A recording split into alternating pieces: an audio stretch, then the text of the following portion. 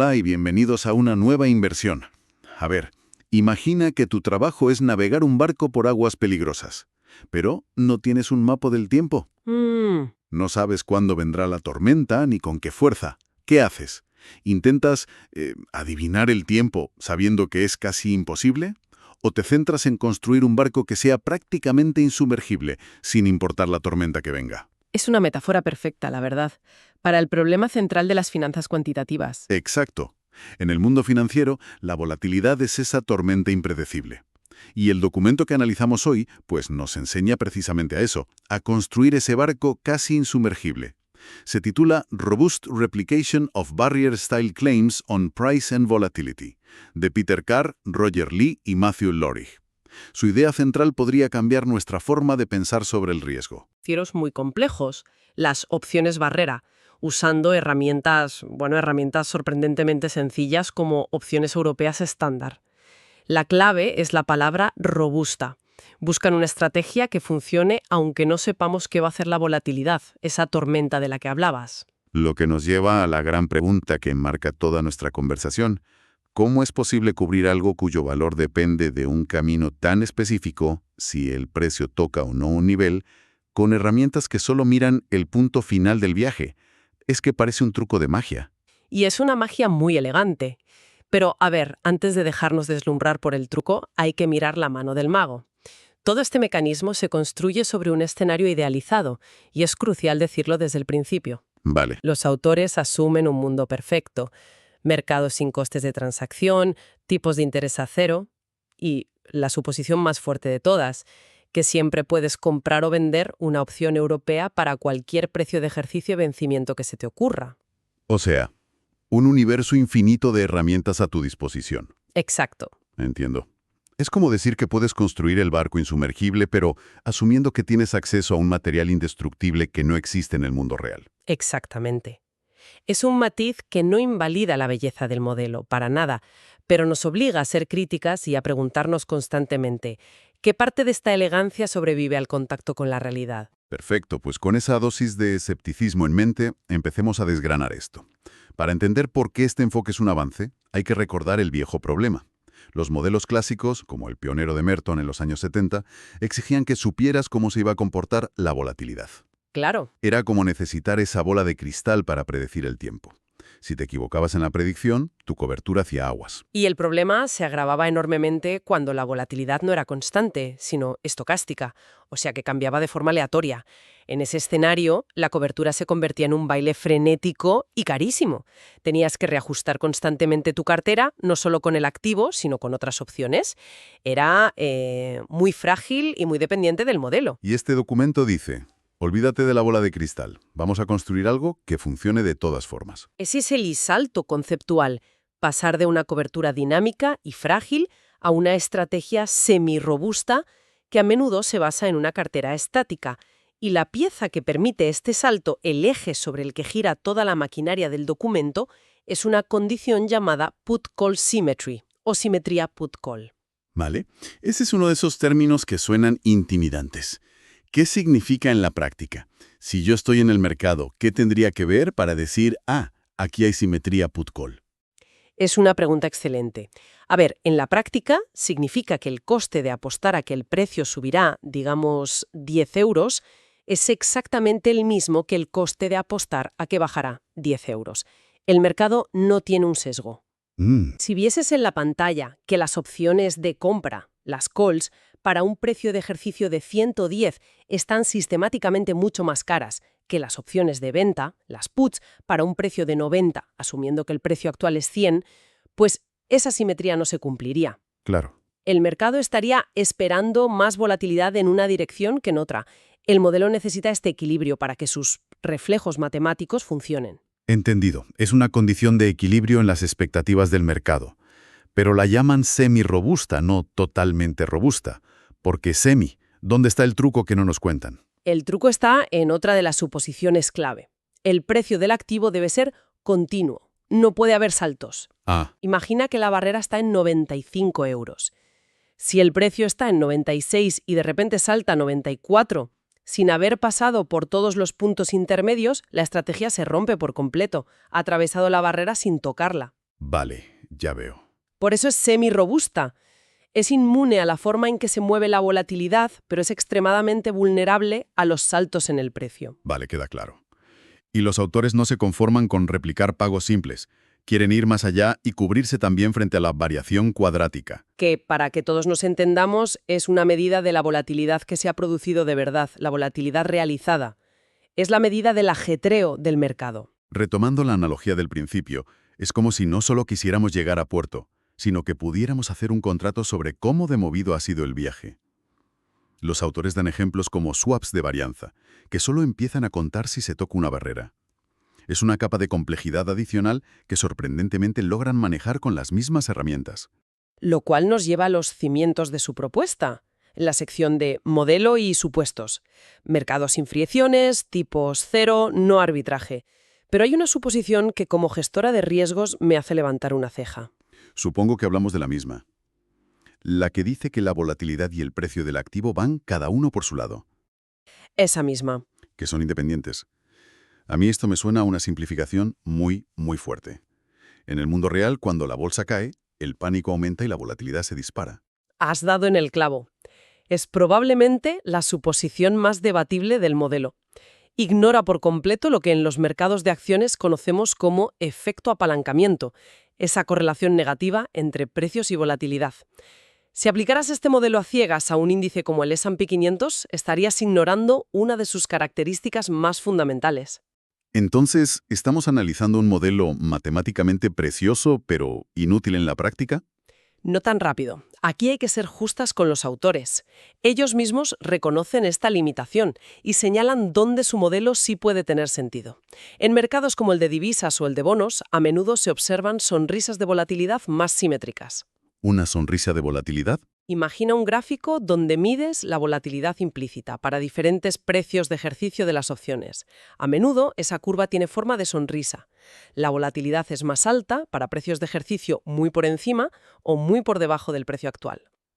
Vale. Si esa sonrisa es simétrica, sugiere que el mercado espera la misma volatilidad para grandes subidas que para grandes bajadas.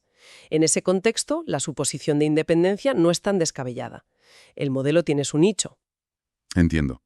Es un toma y daca. Sacrifican el realismo en la correlación para ganar algo a cambio. Exactamente. Y lo que ganan es una flexibilidad enorme en la propia dinámica de la volatilidad. Su modelo permite que la volatilidad tenga saltos, que no sea un proceso suave, y permite que no sea markoviana, lo que en lenguaje llano significa que su valor futuro puede depender de toda su historia pasada, no solo de dónde está hoy. Le da una riqueza y un realismo al proceso de la volatilidad que otros modelos más simples no pueden capturar. De acuerdo. Con los cimientos y sus grietas bien identificados, llegamos a donde esto se pone realmente interesante, el núcleo del artículo. ¿Cómo se construyen estos barcos insumergibles? Empecemos por la primera estrategia, replicar opciones knockout. Sí. Las que se anulan si el precio toca una barrera. El concepto es simple. Si la barrera se toca, la opción se convierte en humo, vale cero. El reto es construir una cartera con opciones normales que haga exactamente lo mismo. La explicación del documento es muy matemática. Podemos hacerlo más tangible. Por supuesto. Piénsalo así. Para proteger un objeto frágil, que es tu opción, lo metes en una caja. Pero esta es una caja mágica.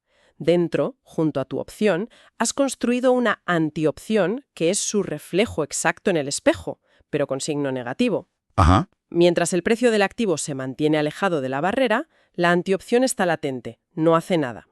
Pero en el instante preciso en que el precio toca la barrera, la antiopción se activa y aniquila a la original. El valor total de la caja se desploma a cero en ese momento. Has replicado perfectamente la desaparición de la knockout. Ah, ahora lo veo.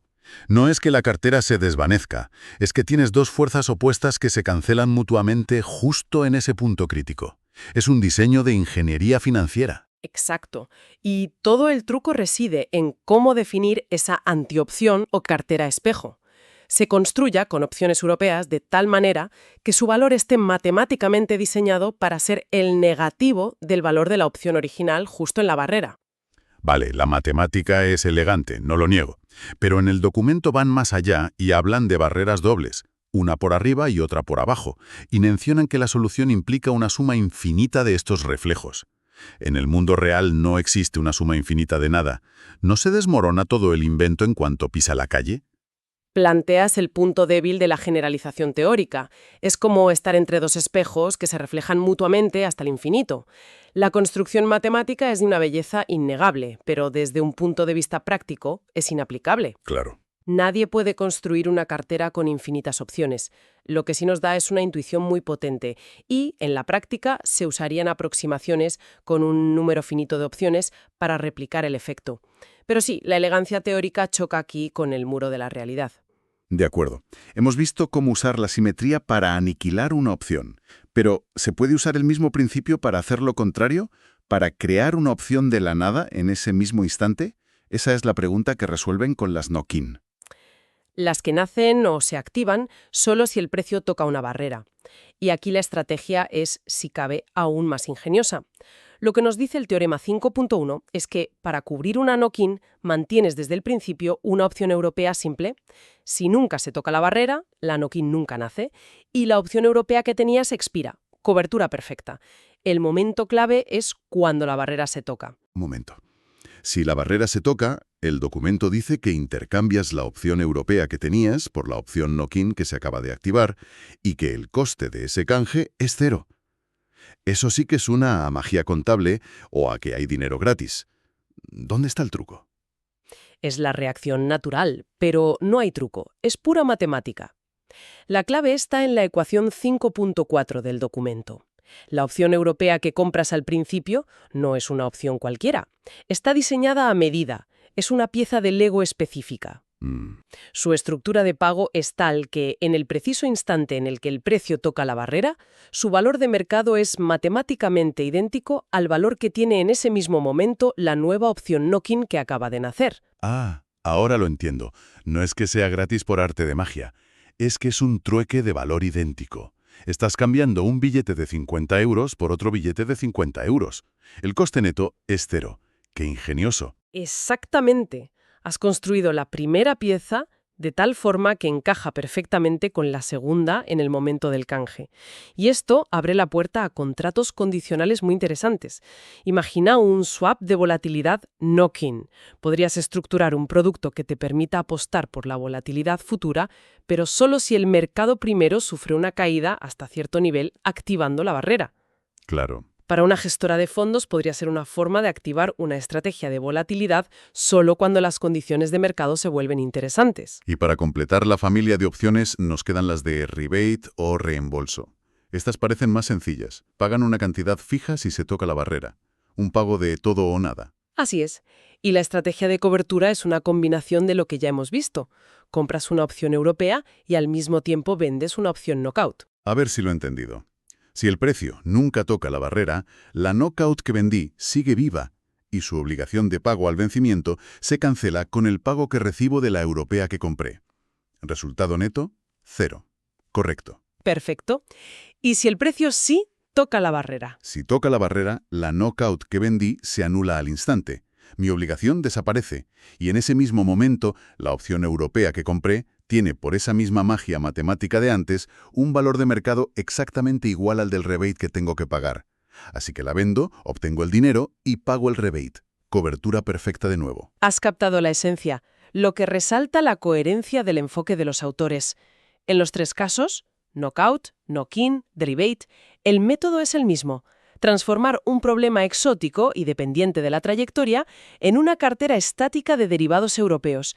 Es un ejercicio brillante de reducción de la complejidad. Entonces, después de este análisis detallado, ¿qué significa todo esto? ¿Cuál es la gran conclusión?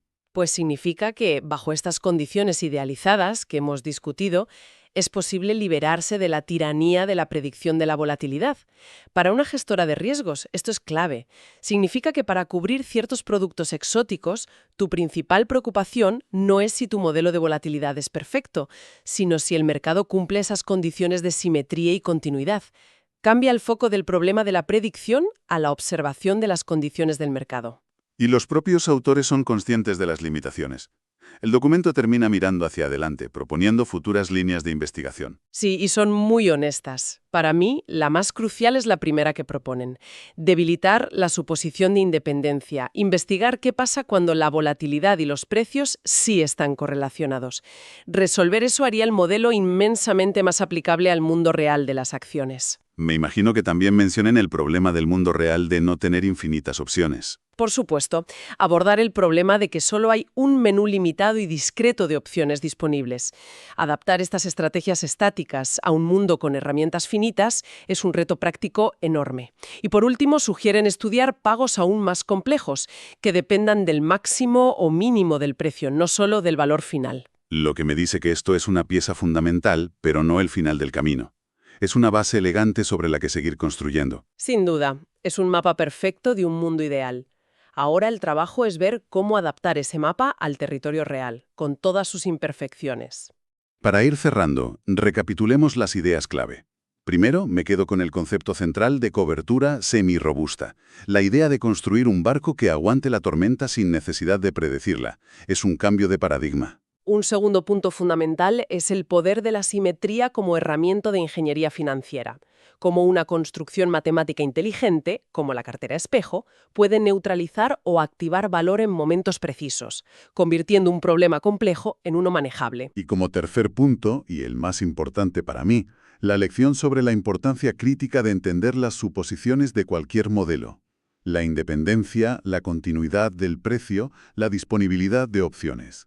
Conocer estos cimientos es lo que separa a quien usa un modelo como una herramienta útil de quien lo usa como una simplificación peligrosa. Totalmente de acuerdo. Y esto me lleva a una reflexión final, una idea para llevarnos a casa. El documento se centra en crear estrategias robustas frente a la incertidumbre sobre el proceso de la volatilidad.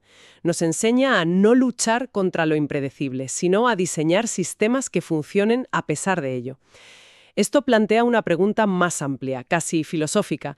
En un mundo cada vez más complejo y lleno de incógnitas desconocidas, ¿es más valioso invertir nuestros esfuerzos en intentar modelar cada detalle impredecible?